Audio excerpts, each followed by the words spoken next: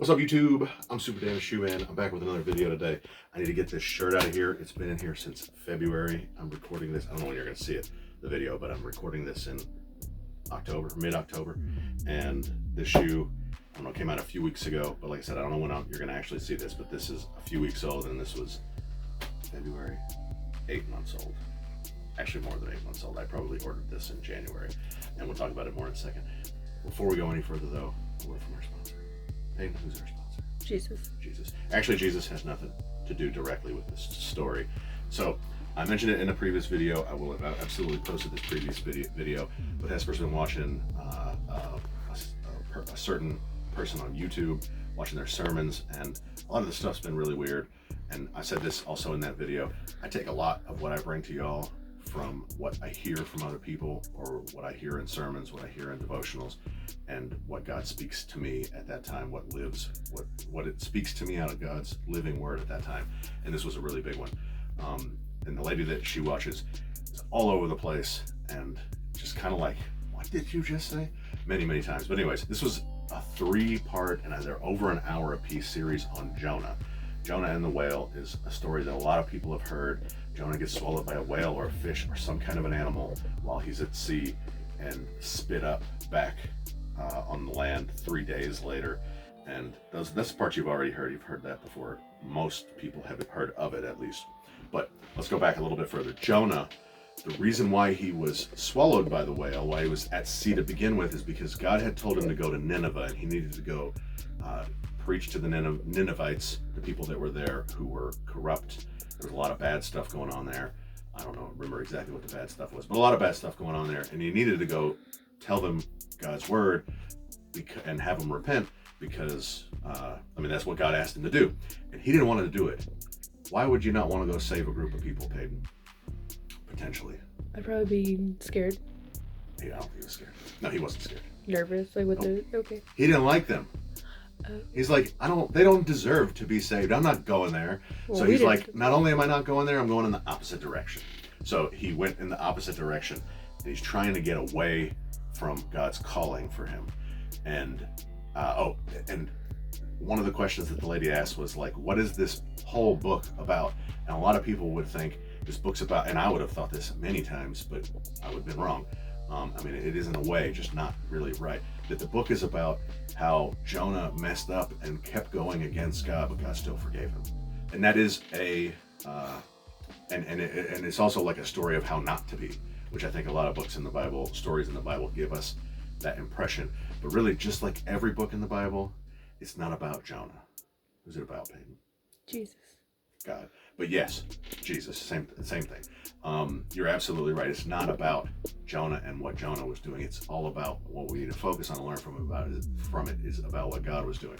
So what Jonah says is God was chasing him like, no, you're going to go back. And every step he made away from Nineveh, God was right there like, no, you're going to go, you're going to go, you're going to go, you're going to go.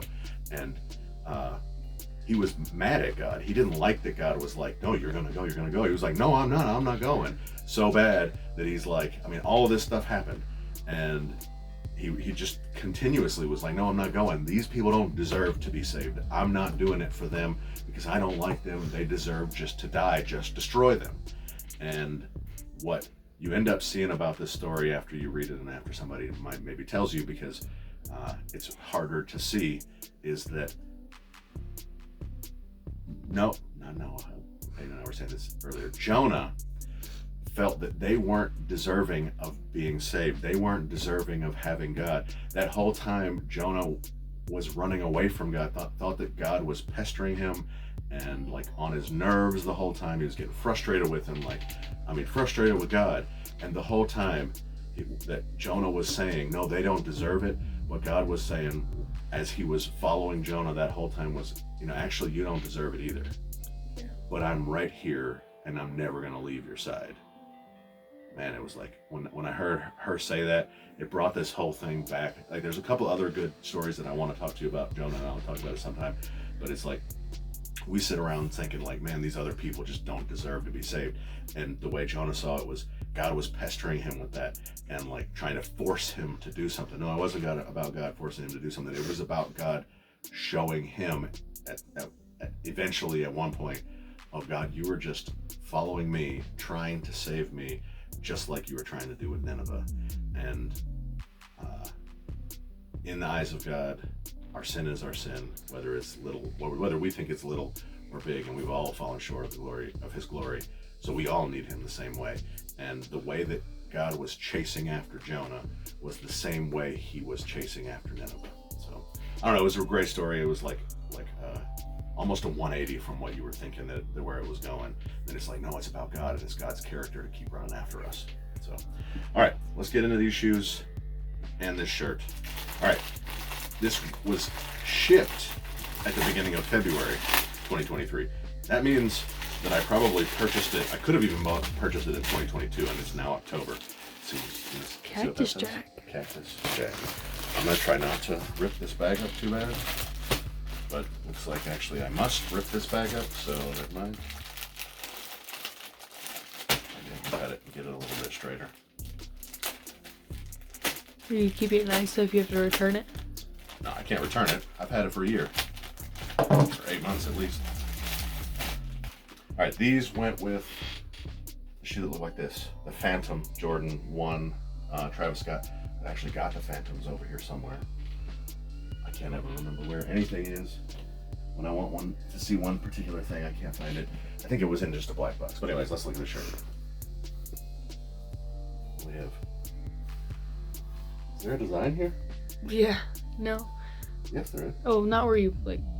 What the heck? I don't know if they're supposed to be. Maybe this was the glow in the dark. All right, this says black out. There's a little bit of stuff down here. What the heck? I don't even remember buying this.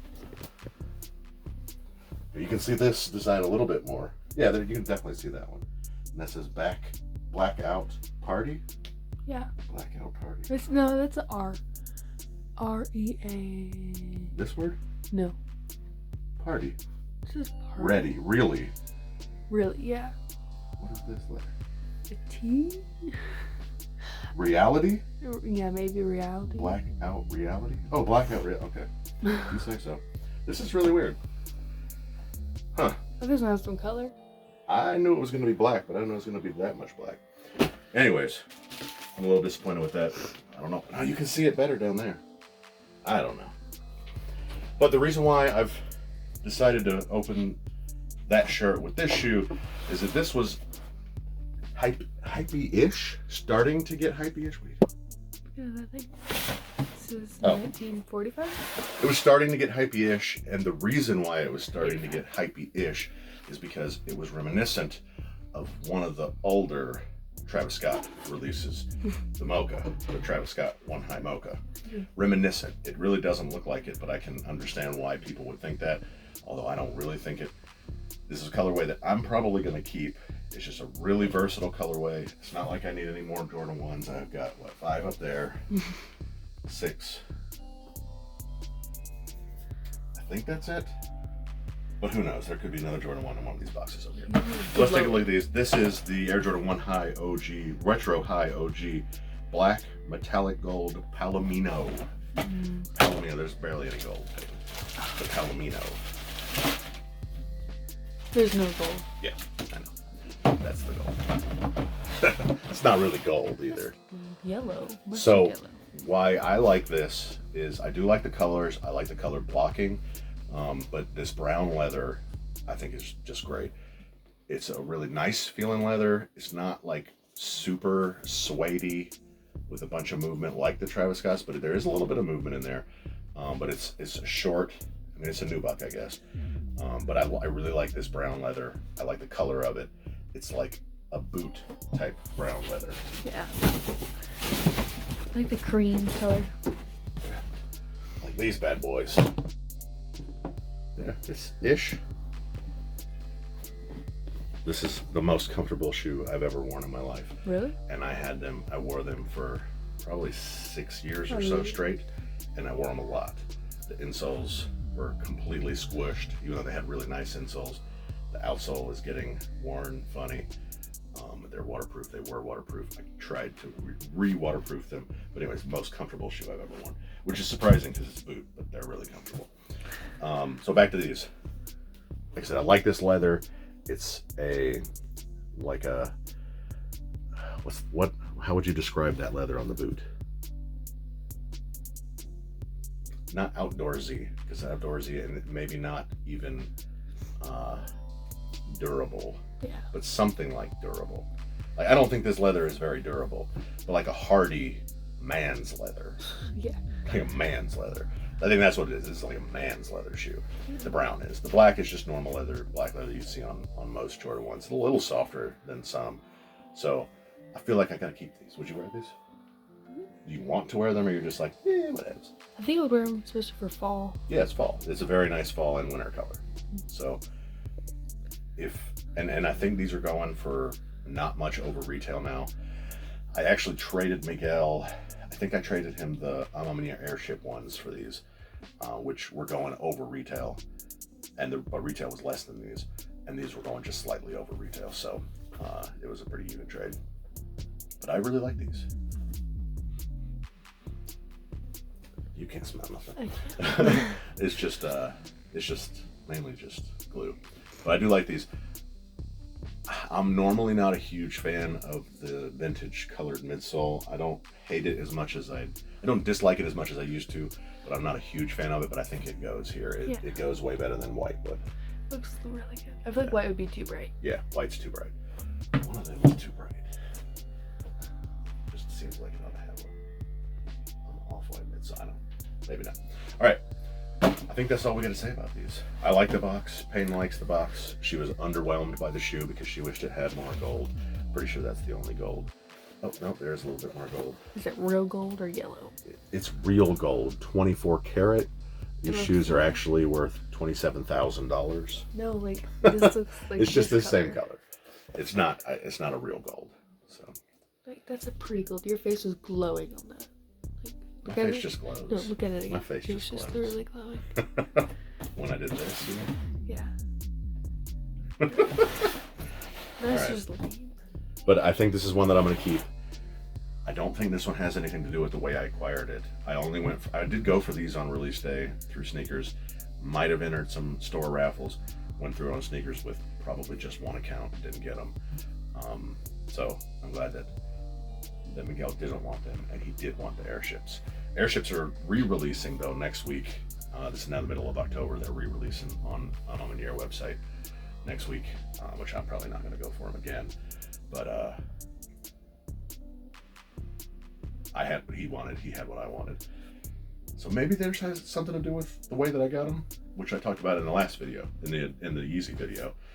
We didn't talk about it, but the way that we acquire shoes, I think, for a lot of us sneakerheads, has to do with how much, plays a lot into how much we like them, how we acquired them, when we acquired them, whether or not we acquired them as kids, which plays into our nostalgia. So let me know what you think about this. Let me know if you think that Phantom shirt is just lame. It needs some light. It's lame. Grandma, I think, would like these, just not that they're highs. Yeah. So tell your grandma about the Jordan 1 High Al Palomino. Smash the like button. What do you think about Jonah? Have you ever thought about Jonah, the book of Jonah, in the context that I talked about earlier? Smash that like button, for God. Tell your grandma about that too. See y'all next time. You're so pretty. Say bye. Choose.